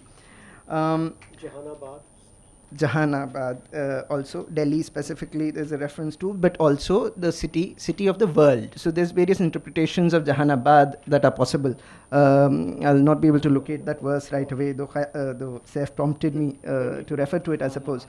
There's also 22. Should I read out that one? Okay. Thank you. Kimi ayat bidawa gai lafash, Jahanabad as behre tawafash. For this city has such pride of place that even Delhi comes to circle around it. But there are different interpretations on Jahanabad possible here as well. He's not calling it Shah Jahanabad. So Jahanabad can mean city of the world, world city, and so on. So there's different possibilities here, though I've retained a single translation. He also, like Maaz compares Delhi to Shiraz, he compares Banaras to Kashan in Iran. This is verse 86. When your madness reaches the perfect frenzy, Kashan from Kashi is just a half-step journey. I'm sorry, not all of the verses are there on the handout. I couldn't have given out the whole poem. There is the book out there if you're more interested.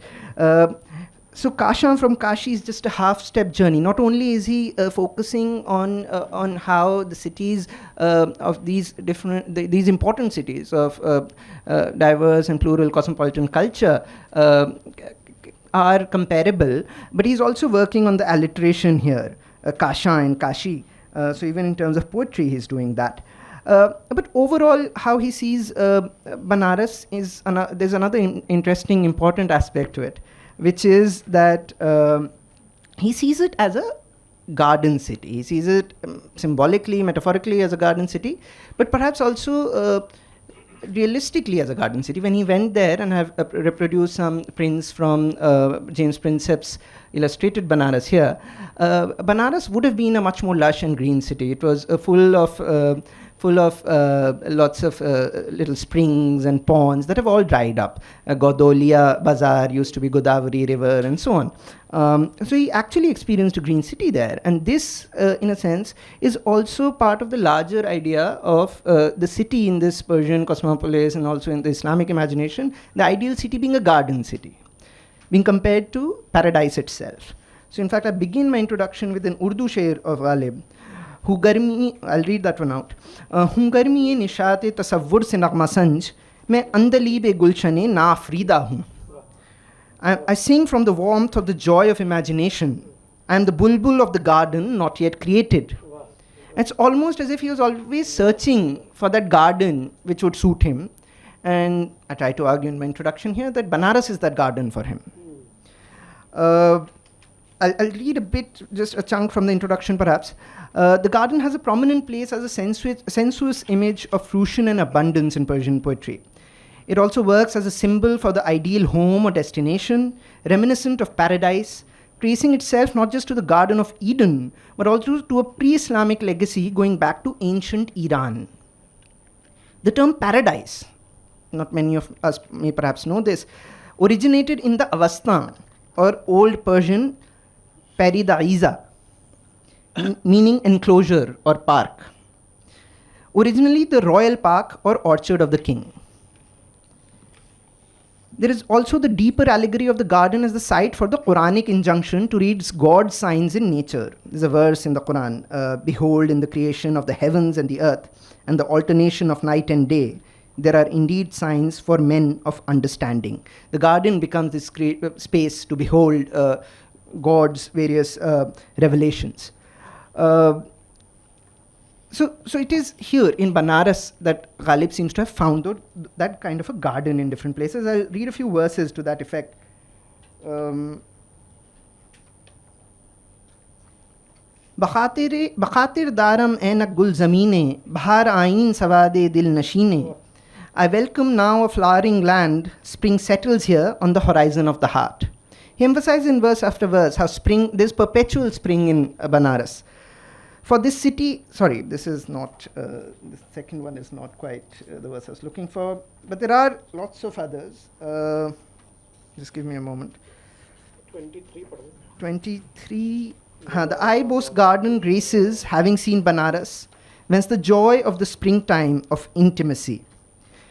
And then, of course, he is talking about the pride of place in heaven that poetry acquires when it sings paeans in praise of Kashi. May God keep Banaras from the evil eye. It is heavenly bliss, paradise established. Ta'alallah Banaras chashme baddur, bahishte khurnamo firdaus ma'mur. And so on. So there's many verses that one can read on Banaras as a garden city, Banaras as being paradise. There's another element to this emphasis on the city, and particularly Banaras, that Ghalib brings to the fore here, as I saw it. I'll read maybe perhaps a few more verses on first the city as paradise, and how, I'll just read. Even straw and thorn become the garden of paradise here, as it were. Its dust turns into the jewel of the soul, as it were. In this ancient temple city of magic, its spring is free from change of color. It's always spring here. He keeps repeating that. There's no autumn, there's nothing here. Be it in spring or in summer or winter, the weather here each season is that of heaven. Escaping the bleakest winters and scorching summers, spring pitches winter and summer camps in Kashi. Autumn, when it shakes its wings in pride, becomes on Kashi's forehead a proud sandalwood mark. Buwaddar arz ibal bal afshani naz, khazanash sandale peshani naz. Of course, he's referring to the Tilak here, and there's various verses that are reminiscent of Mir here. I'll not read out the Mir maybe, but those of you know would get the reference, I think. I'll read perhaps the next one as well. Bowing in respect to the very air of this garden that is Banaras, the spring breeze wears a Janeu made of flowers. Maybe I'll take 5 more minutes. Okay, so I'll stop with the garden verses here and the city as paradise, perhaps. I'll get on to another important aspect of this poem, where he's so there's a lot of spirituality. I brought some to the fore when I read the verses on Banaras being the Kaaba of Hindustan and so on, but I'll leave you to discover more of that. But in a way, I'm not focusing so much on that because spirituality is something that you anyway always associate with Banaras. Ghalib does some other things which are very interesting. So the other things which I find very interesting are how he treats the people as being really vivacious, full of life. This almost drama of bodies that he sees being performed in front of him at the ghats in the river. So I'll read some of those verses. So he's very lively. I mean, sometimes Ghalib is seen as this poet of lament or grief, but he's full of life, the zest of life here. I'll read the Farsi also here. Bamasti mojra farmuda aram, zinaqzi abra bakshida andam. Their joy stuns the waves of the Ganga to stillness. Their newness grants shape to the body of water. They are, of course, the people in the water, and it's their shape, their newness, that is granting shape to the body of water. There's something I feel very interesting in this image that is going on. It's very vivid, and really prioritizing the body over almost spirituality that is the convention in Banaras. I find that very interesting. Embodied by water, they cause a storm in the river. 100 fish hearts beat in the chest of the lover. And I've suggested in the introduction also, and other critics have written about this, Ghalib stayed for over a month, perhaps 2 months in Banaras, but he never met anyone of note. Never tried to meet anyone of note, and stayed in a small, he says, a small hut owned by an old woman, initially in a sarai, and then moved to that hut, which he rented. That is very strange. I mean, Ghalib, wherever he goes, he tries to meet the people of note. He's a bit of a hobnobber. He wants to expand his network, gain different kinds of patronage, and so on. In fact, one distant relative of his did fund a large part of the trip to Calcutta as well. This is a bit strange. And when you read verses like this, where he's saying 100 fish hearts beat in the chest of the lover, one does tend to wonder what was Ghalib up to in Banaras. So that's something I wanted to emphasize. There's a few verses about this, the beauty of the city. And with that, I think I'll end and pass on the mic to Saeed. So he finds it greatly beautiful. And I'll just read some of those verses. And these verses are really some of his best too, I feel. Or one could behold Banaras, perhaps as the beauty, who preens from dawn to dusk, with the Ganga as a mirror in their hand. As an offering to catch the reflection of this angel-faced city, the sky has cast the mirror of the sun in gold.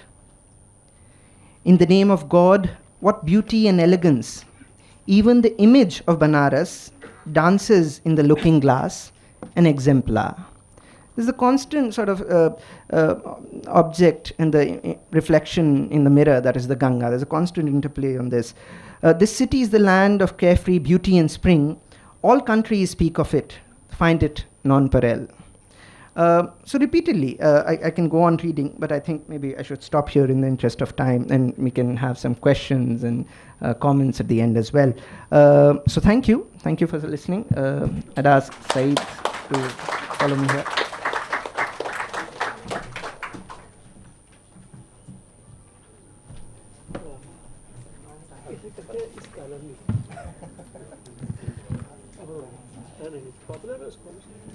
अब इसके बाद कोई क्या शायरी पढ़े? सैफ ने क्या खूब शेर पढ़ा कि बेज़ुबानी का हो गई है शिकार असदुल्ला खान की दिल्ली. तो उस बेज़ुबानी के दौर में मुझे हुक्म मिला है कि मैं कुछ अपनी नज़में शेयर करूं। और खैर द ओनली आपने बहुत अच्छे अच्छे शेर, बहुत अच्छी नज़में सुनी हैं, और एक जो ज़रा सा फ़र्क जो मैं कर रहा हूँ वो है कि there is a poetry on the city and there is poetry in the city. So what I am going to share is some poetry in the city. And this difference is in my other work as well. This difference is essential for me. Then like when we want to see the city, where do we see it? Do we see the city, or do we always see inside it? On top of that, I work on the congested city, when those maidans actually get constricted, and the vision is always limited. And so what do we see? The moment we see the city, it's the same moment when it escapes us.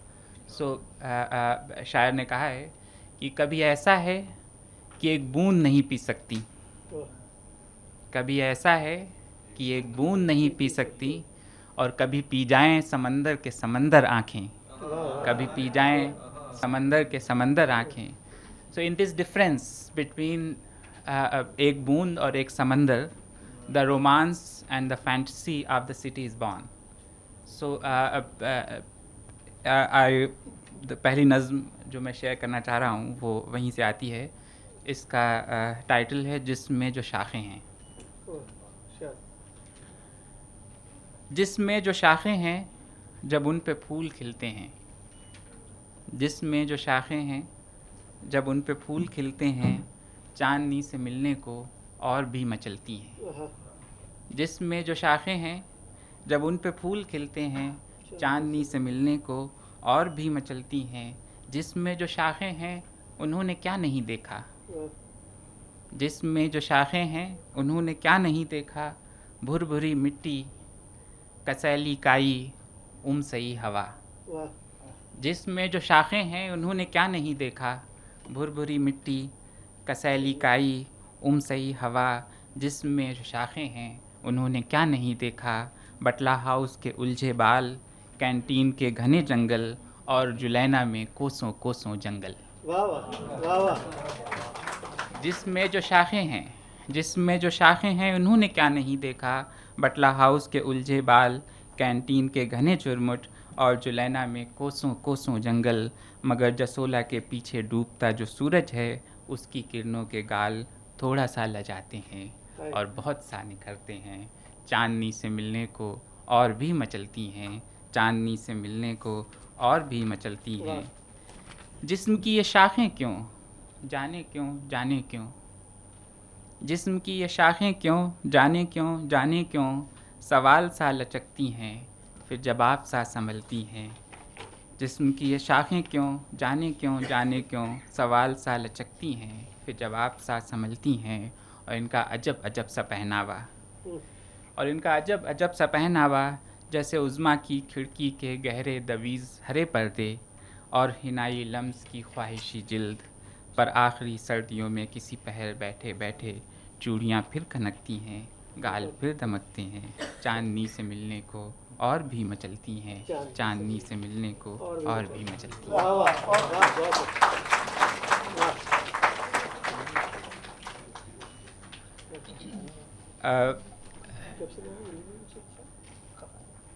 ये जो दूसरी नज़्म है, it was इस title Shaheen Bagh, and it was written during the NTCA protest there. So मैं सीधे नज़्म यहाँ से कर देता हूँ. खारज़ारों पे सजी है महफिल गुलों की, at a place full of thorns. खारज़ारों पे सजी है महफिल गुलों की, चमन को संवारे सदा बुलबुलों की. खारज़ारों पे सजी है महफिल गुलों की, चमन को संवारे सदा बुलबुलों की. जुस्तजू ने तोड़ दिए जाले वहम के, जुस्तजू ने तोड़ दिए जाले वहम के, जुर्रत सदाकत मुकाबिल सितम के। जुस्तजू ने तोड़ दिए जाले वहम के, जुर्रत सदाकत मुकाबिल सितम के। खाक इनके कदमों की निशाने सफ़र है, खाक इनके कदमों की निशाने सफ़र है। आसमां को झुका ले कुछ ऐसा हुनर है, खाक इनके कदमों की निशाने सफ़र है। आसमां को झुका ले कुछ ऐसा हुनर है। हिजाबों में पिन्हा हज़ार इनकलाब। Hijab is used in both the meanings, the scarf and also the veil in general. So the Hazar Inqilab waiting to be unveiled. हिजाबों में पिन्हा हज़ार इनकलाब, खुलने को है नई ज़िंदगी की किताब। हिजाबों में पिन्हा हज़ार इनकलाब, खुलने को है नई ज़िंदगी की किताब। इन्हीं का ज़माना इन्हीं की ज़मीन, इन्हीं का ज़माना इन्हीं की ज़मीन। फलक के सितारे सड़क पे मकीन। इन्हीं का ज़माना इन्हीं का ज़माना इन्हीं की ज़मीन। फलक के सितारे सड़क पे मकीन। रूह तक उतरती है आवाज़ इनकी, रूह तक उतरती है आवाज़ इनकी। बेबाक कह दें ये हर बात मन की, रूह तक उतरती है आवाज़ इनकी। बेबाक कह दें ये हर बात मन की। नज़र ने न देखा है मंज़र कोई ऐसा, नज़र ने न देखा है मंज़र कोई ऐसा। दिलों में न उमड़ा समंदर कोई ऐसा, नज़र ने न देखा है मंज़र कोई ऐसा। दिलों में न उमड़ा समंदर कोई ऐसा। अमन दुश्मनों को मोहब्बत सिखा दें, अमन दुश्मनों को मोहब्बत सिखा दें। ये भटके हुओं को गुलों का पता दें, अमन दुश्मनों को मोहब्बत सिखा दें। ये भटके हुओं को गुलों का पता दें। ज़माना सवाल है शाहीन बाग है जवाब, ज़माना सवाल है शाहीन बाग है जवाब। इश्क का एक तसव्वुर एक ख्वाबे इनकलाब, इश्क का एक तसव्वुर एक ख्वाबे इनकलाब।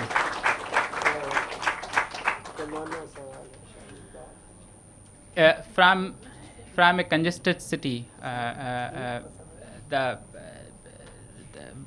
when from the point of the congestion, a city looks very different. Where finding a way, navigating a city, and that. So, in my work, I have focused on how congestion has been a metaphor, a concept, an idea through which city can be understood. There is a physical congestion, of course, but there is a bureaucratic congestion. There is emotional congestion. There is congestion of ideas. There are congestion of arguments. There are impasses define the city as much as circulation of people and movements. So the next nazm that I want to share is about congestion of arguments. It's a story of an argument that I had. It's titled Central Secretariat के बाद.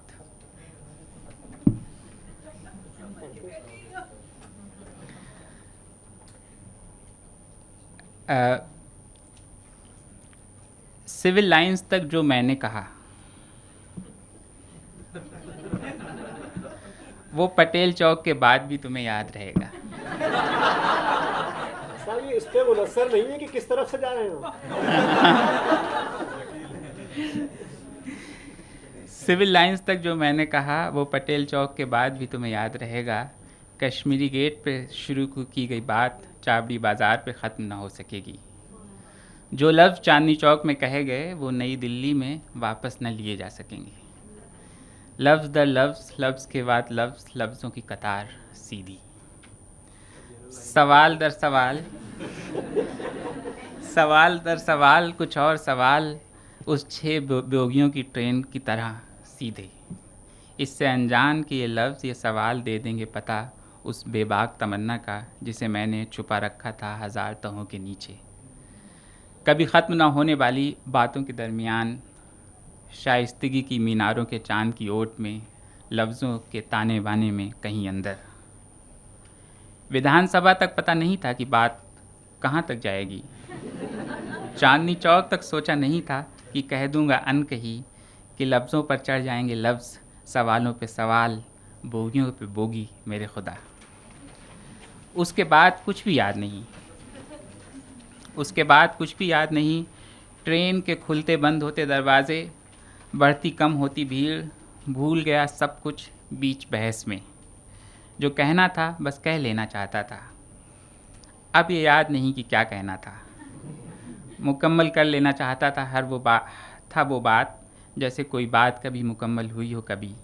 बड़ी तेज़ रफ्तार थी सवालों की train. बस central secretariat से पहले तलाश कर रहा था कुछ ऐसे लफ्ज़ जो चले जाएं लफ्ज़ों के पार और बता सकें तुमको वो जो रह गया था कहीं पीछे लफ्ज़ों की तेज़ रफ्तार में। सेंट्रल सेक्रेटेरिएट आ गया, किसी ने कहा। नहीं, अभी कुछ और स्टेशन बाकी थे सेंट्रल सेक्रेटेरिएट से पहले, कि उसके बाद मुझे अपने रास्ते पे जाना था और तुम्हें अपने। फिर तो और जल्दी हो गई लफ्ज़ों को और तेज़ रफ्तार, एक आखिरी कोशिश। और फिर आ गया स्टेशन। काश किसी का कभी स्टेशन ना आए। इससे पहले कभी ये दुआ ना की गई होगी, ना शायद इसके बाद कभी की जाएगी। हाँ, सेंट्रल सेक्रेटेरिएट ही है। उतर जाना पड़ा मुझे अपने अल्फाज लेकर, बोगियाँ पटरियों के नीचे, खुदा की पनाह। रह गई तुम अकेली अपने लफ्ज़ों के साथ, ना उसके बाद मैंने कुछ सुना, ना उसके बाद तुमने कुछ कहा। क्या असल में मेरा रास्ता अलग है और तुम्हारा अलग, सेंट्रल सेक्रेटेरिएट के बाद।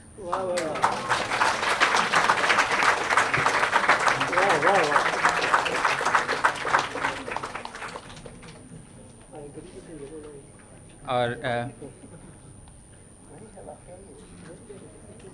एक और नज़्म और इस पे मैं ख़त्म करूँगा। इसका टाइटल है हुवल बाकी।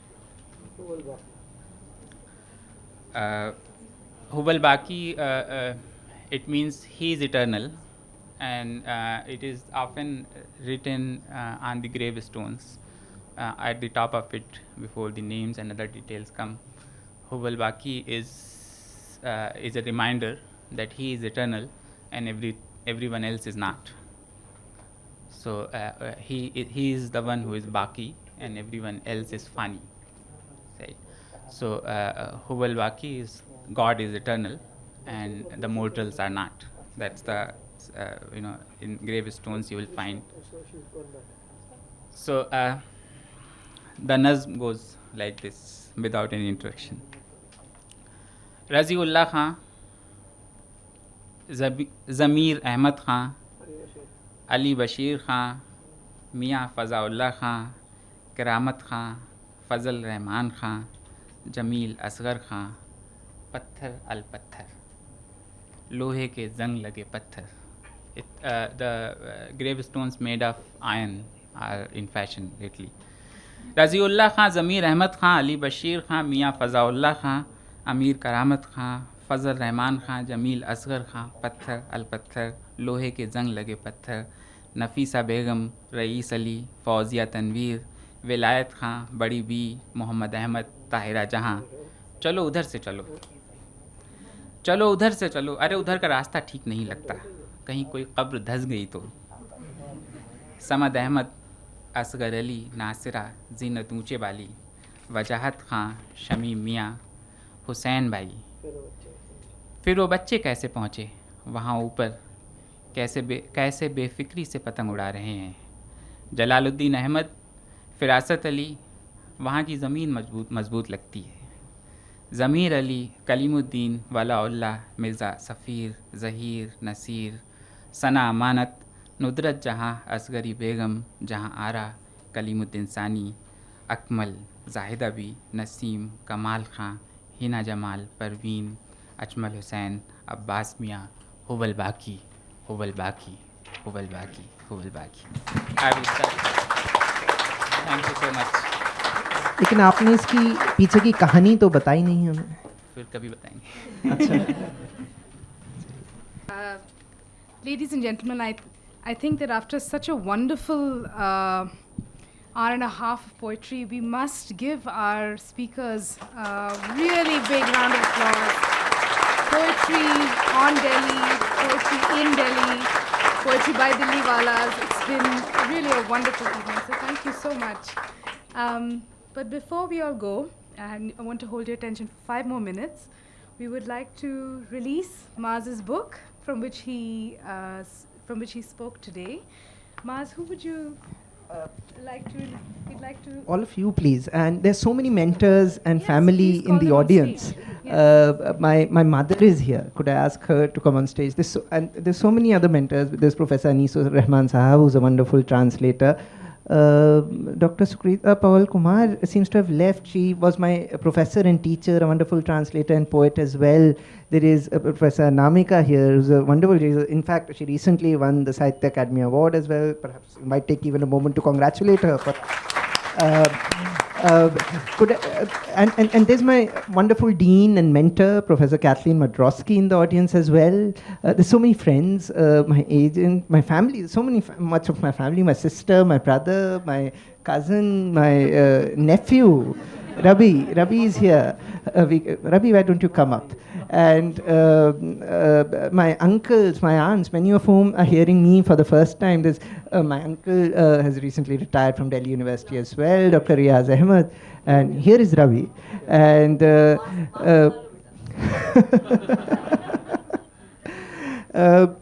don't know who all. Why don't you all come on stage, please? Professor Namika, please, if you don't mind. Some of my family, a lot of my family is here today. So please do come.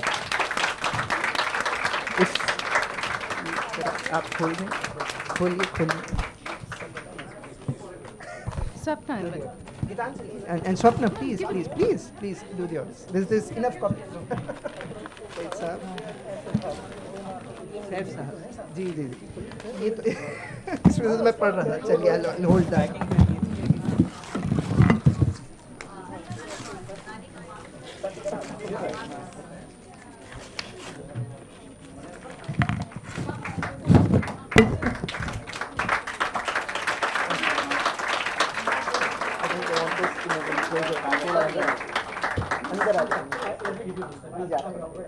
You have? But do come here. And hold it.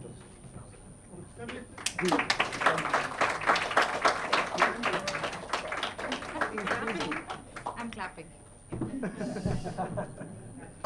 Thank you.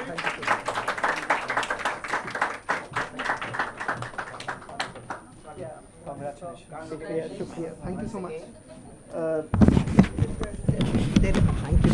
Thank you so much, everyone. There are books outside available for you to browse through, of all of us, actually. Dr. Liddle's book, Dr. Mahmood's book, books, I must say. And except Said's, he's yet to publish his poetry. But I think we have some time, perhaps, for questions and comments as well. I was just going to suggest that if any of you in the audience would like to ask our speakers any question or comment on what you've heard today, please go ahead. Just introduce yourself. Maybe we can start then. Do you next? If you could just quickly introduce yourself and give us your sort of question in brief. Hi everyone.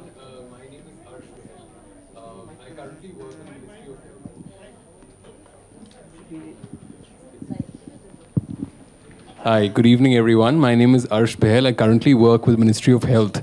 I was a journalist before this, so I'm very happy something like this has actually happened after a very long time. Such a relief to actually experience something like this right before, winters come in Delhi. It's an awesome time. So my question is for Dr. Swapna Liddle. You spoke about how Delhi changed and how circumstances changed from before the mutiny and after the mutiny. I just wanted to know a little more about, how the culture basically got impacted with that. Because you were talking about how the culture changed. So I'm very interested in that notion. So just a little bit from that. Thank you. Sorry. Yeah. Let me just... I wrote a whole PhD thesis on this, so I'm not going to even attempt to tackle this. But let me just sum it up in 2 sentences. One is that, yes, there was change. the passing of the Mughal court itself was a big change, right? Though it had not been a very wealthy court or a powerful court, but still it was an inspiration and a source of patronage, and that was gone. A lot of the Nawabis were gone.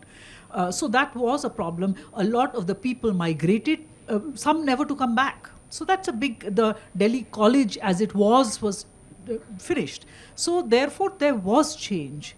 But as far as deeper cultural processes were there, as the, I was talking about, touched briefly on the reform of so-called reform of poetry that was going on.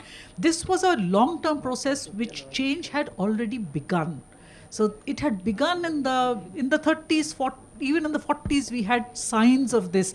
Ghalib writes in one of his letters कि मुशायरा अब शहर में कहीं नहीं होता. I think those are things that need to be investigated. So there was change already there.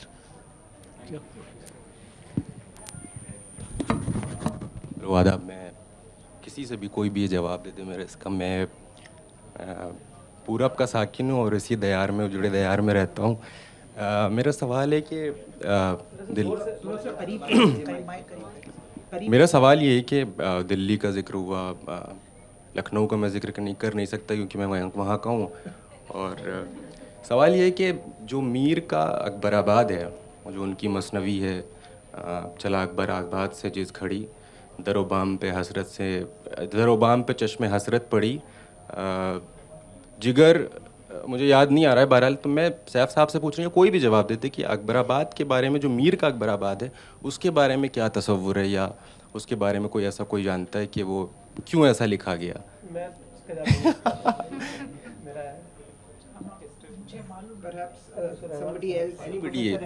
जो भी जिसको पता हो. अच्छा,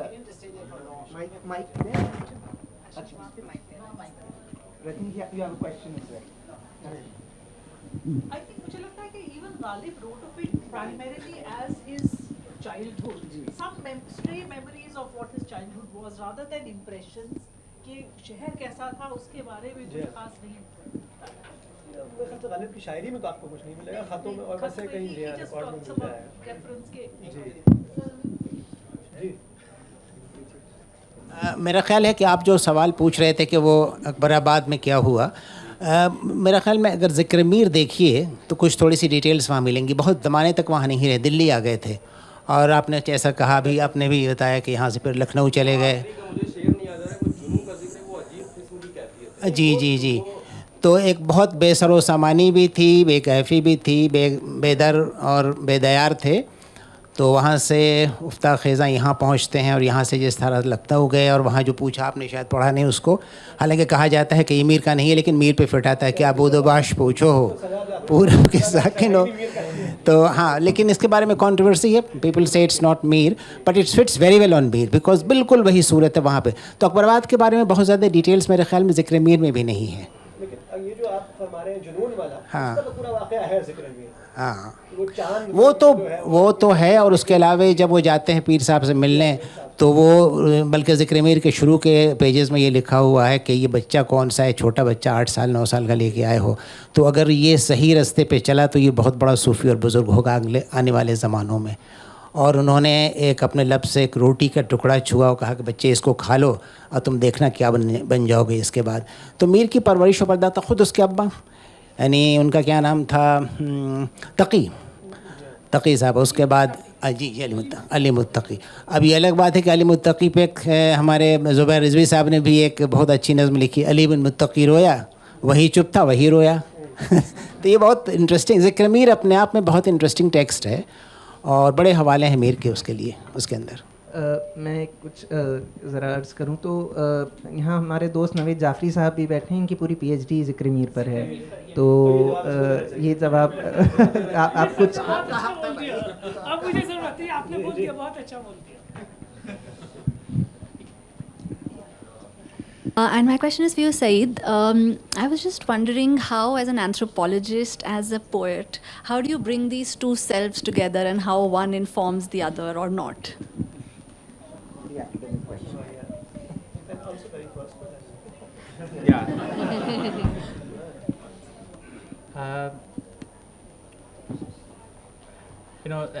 I don't know how to answer that. again, without being academic and personal, that is there. But I mean, many of these poems, for example, came from the academic fieldwork, and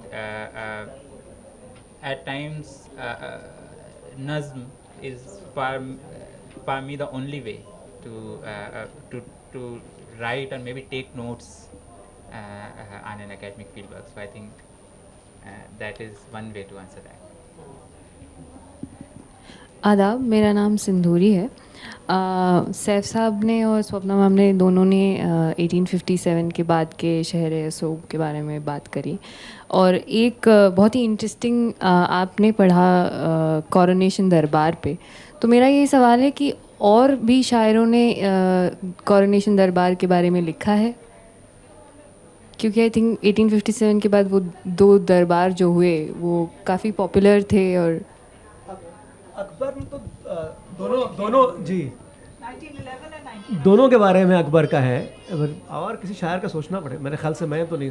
actually Sanskrit में अच्छा जी जी, वो तो कह रही हैं जी, अकबर की तो हैं, दोनों नज़में हैं, दोनों दरबारों पे हैं। वो पूछ रही और कोई अगर आपको मेरे ख्याल से जी। Thank you.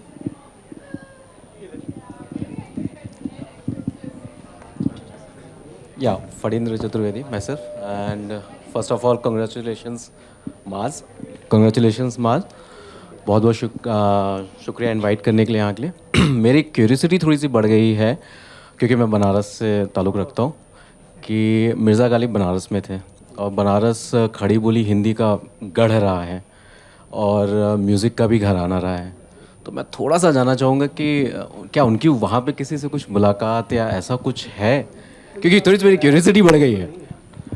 मैंने इशारा तो दिया था कि वो किसी नोटेबल इंसान से तो नहीं मिले। हाँ, बट मैं सिर्फ एज अ रिसर्चर तो कहीं कुछ मिलता है कुछ, मतलब वो जिस इलाके में रह रहे थे वो दालमंडी का इलाका था। दालमंडी जान रहा हूँ। तो वहाँ पर उस ज़माने में कुछ ख़ास इदारे थे, शायद जो अब भी हैं। तो many institutions there of a certain kind which I think still exist. So possibly he was visiting that places only. Those places possibly. We don't know for sure. It's just a calculated guess. It's conjecture. और एक चीज़ और कि जी, कितने time वहाँ वो stay किए थे वो बनारस में? 2 महीने के लगभग। मैं एग्जैक्ट टाइम भूल रहा हूँ। मेरी introduction I have written about it, it's giving my mind, but I think about 2 months or slightly longer, up to extending up to 3. We don't know the exact duration, but something like that time. और फनिंद्र by the way is an excellent artist himself. He's आज आपका दिन है। sketch artist, and you should explore his work as well. Thank you. Thank you. We have time maybe for one more question. क्या हासिल हुआ या किससे कोई ताल्लुक़ उनका कायम हुआ? मेरे ख्याल में बहुत नहीं हुआ शायद वहाँ पे। और वो बनारस शहर से बहुत इनामर्ड थे, और वहाँ की यानी जो जमुना और वहाँ के लोग और वहाँ के मनादिर और जितने भी यानी पूरा माहौल जो था ना, उसको यानी एक तरह का मैजिक था गालिब के लिए वो। लेकिन असल में जो उनका ह्यूमन इंटरेक्शन हुआ है और जो बहुत ख़राब इंटरेक्शन हुआ था वो कलकत्ते में हुआ था। और कलकत्ते में जो वो रहे, तो वहाँ से आने के बाद उनके यहाँ जो उनका सफ़र है शायरी का, उसमें बहुत बड़ा ट्रांसफॉर्मेशन आया था। बल्कि गालिब की शायरी का एक पड़ाव है कलकत्ता। वहाँ से जब आते हैं उनकी मैच्योरिटी वहाँ से असल इसलिए कि हुआ ये था कि जब एक मुशायरे में गए तो उनके ख़िलाफ़ एक पूरी जमात खड़ी थी वहाँ पे, और उन्होंने they started counting one after another too many mistakes in the शेयर्स that he was reciting. So finally he wrote a journal on that. और उनकी शायरी का जो पूरा ट्रेंड है वहाँ से चेंज होता है। तो उनके पोइटिक जर्नी का एक बहुत बड़ा पड़ाव है कलकत्ता। लेकिन बनारस उनको इनामर करता है दूसरे तरीके से, और तभी वो जो शेर आपने कोट किया माज के नहीं वो नहीं कि बनारस को किस तरह वो देखते हैं, हिंद काबा हिंद कहते हैं वो, हाँ काबा हिंदुस्तान कहते हैं उसको। तो उसकी वजह ये है कि वो इनामर्ड है रिलीजियस पॉइंट ऑफ व्यू से भी, उसके शहर से भी, पानी से भी, आबो हवा से भी, लोगों से भी। लेकिन इंटरेक्शन नहीं हुआ। इंटरेक्शन असल में उनका हुआ था, बहुत रिच इंटरेक्शन हुआ था कलकत्ते में, और बड़ा ज़बरदस्त इंटरेक्शन हुआ था, और उनकी शायरी का वहाँ से पूरा कैरेक्टर चेंज होता है। तो कलकत्ते का पड़ाव बहुत अहम पड़ाव है उनके लिए।